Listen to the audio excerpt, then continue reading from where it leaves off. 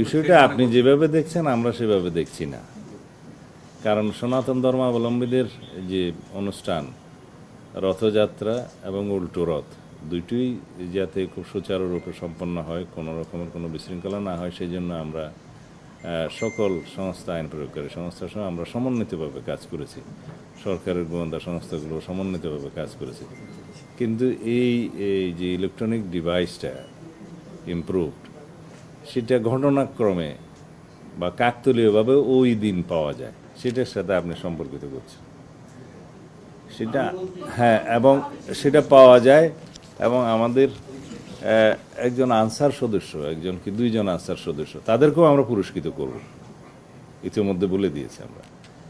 সদস্যটা লক্ষ্য করে যে এরকম একটা ছাতার মধ্যে জিনিস পিলারের নিচে আছে এই মেট্রো রেলের, তখন তারা পুলিশ সদস্যদের জানায় কর্মরত, তারা সেটা বেষ্টনী দিয়ে রাখে এবং আমাদের বোম ডিসপোজাল ইউনিট গিয়ে সেটা ডিসপোজ অফ করে।